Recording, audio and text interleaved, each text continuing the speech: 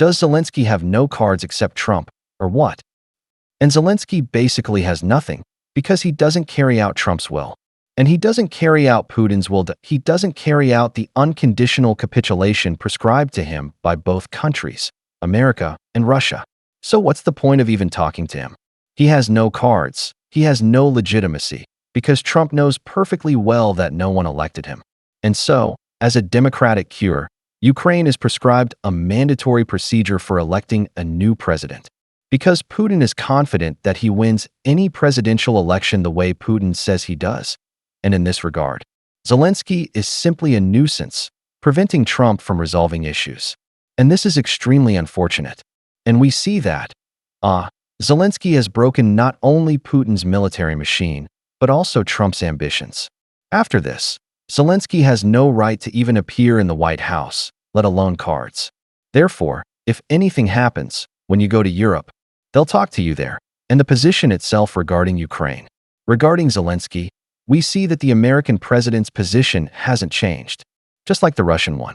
The rhetoric changes, the promises change, the words change. But it was the same from the start. Zelenskyy was declared to have no cards, and nothing has changed since then. Our hope for peace and Trump's capabilities have changed, they've melted away. There were some strange fairy tales about Putin wanting peace, and they've melted away too. Trump's goal is to destroy everything in the world in the image and likeness of his idol, Putin. Putin's goal continues to be to kill Ukrainians and destroy the rest of the world. And in this regard, the rules by which Ukraine and Zelenskyy play don't fit into any of Putin's or Trump's card-playing scenarios. So, of course, there are no cards, and Russia shelled Ukraine again tonight, and again in the same place. That is, again, targeting energy facilities. And after the last shelling on January 8th to 9th, well, let's say often, there were huge, enormous consequences and a catastrophe, because there is no power, no heating, no water for people. And the Kyiv region is suffering greatly.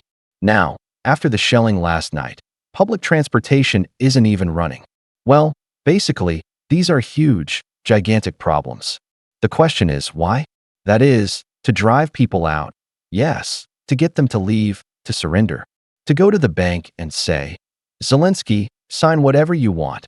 We at least need to preserve these ruins. Or, what is the purpose of all this? Or maybe he gets pleasure from it. I don't know. When asked why psychologists know about this, people answer, because. Why did Hitler exterminate the Jews? Because he didn't like them.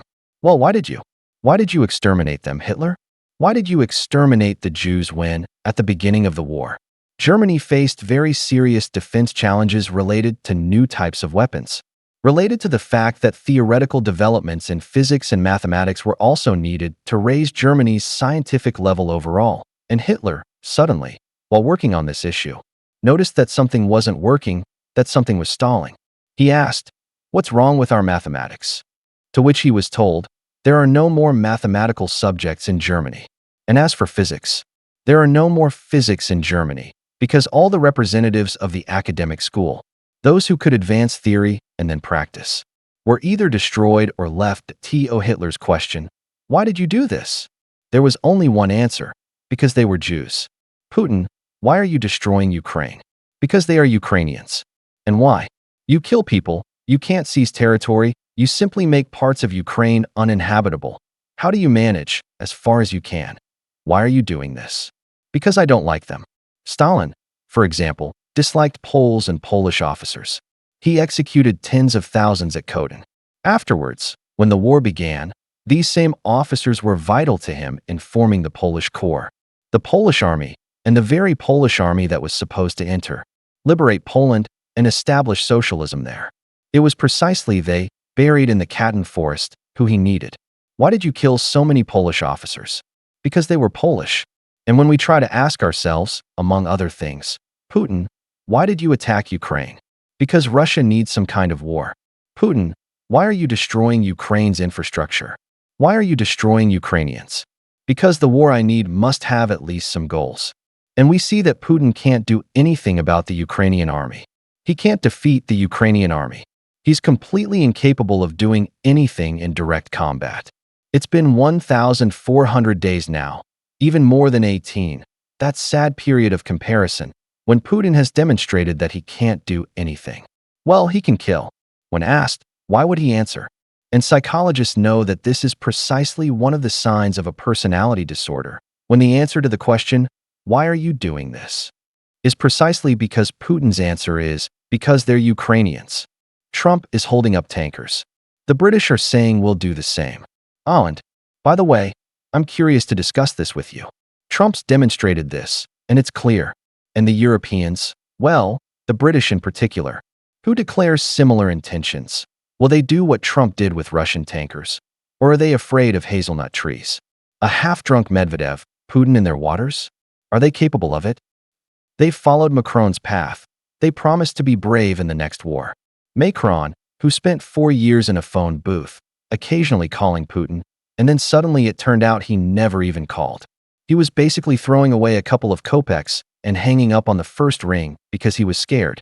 He kept promising that he had an army, nuclear weapons, intentions, compassion, and a fight for justice that he sympathizes with Ukraine. And now he's definitely going to do it next time. Literally in the next few days, tomorrow, or Monday, France is starting a new life. It will help Ukraine, Great Britain, especially during the Starmer era, because under the previous prime ministers, who also flashed by once a week, disappeared somewhere. You can't even remember what these sons of bitches are called. They promised nothing of the sort. They were simply engaged in a normal, good political struggle in the UK. They have a parliament. And in parliament, there's plenty to talk about for centuries. That's precisely what they've been doing in England for several centuries. Now Starmer has arrived, and he's the first to declare that when the war is over, when Ukraine is demoned, when Uzurad is safe, then a British military delegation will definitely come there. 3 officers and 4 secretaries. And, by the way, a cook. And by the way, flute players. No, we'll take the bunder players. No, we'll play the bagpipes. Well, we're English, after all, by the way. A couple of Scotsmen in kilts, because, well, if it's an army, then it's an army. And we immediately said, firstly, we don't have an army, and secondly, who are you to command British troops? And within England, throughout this entire period, there's been an internal showdown going on. That is, if before this was all a matter of parliamentary debate, like how great Britain is, oh, yes, it is, and the opposition disagrees. Let's discuss just how great Britain is. Now, it's moved from parliament to public debate about what Bravo would do. Well, under different circumstances, for Great Britain. It will win. It will help. It will, if necessary, send in troops. And most importantly, now a serious proposal has been made. We've celebrated 4 years of war. Let's now, in the UK, develop a new super missile specifically for Ukraine. One that will allow Ukraine to win this war. The IT will have a range of 500 kilometers. We'll create a super weapon with a range of 500 kilometers. The previous 4 years of war didn't talk about helping Ukraine. We needed to invent this missile. But now a competition will be announced in the UK for £9 million, maybe billions. We'll see. Depending on the budget, 3 alternative teams will be created, and this competition will be completed within a year. That is, by the 5th year of the war, by the 6th. Great Britain will be providing serious assistance with a cutting-edge missile capable of flying 500 kilometers and will definitely help Ukraine. Oh, and by the way, we'll be racing boats around, because we know how to play battleships, like the Queen Mary.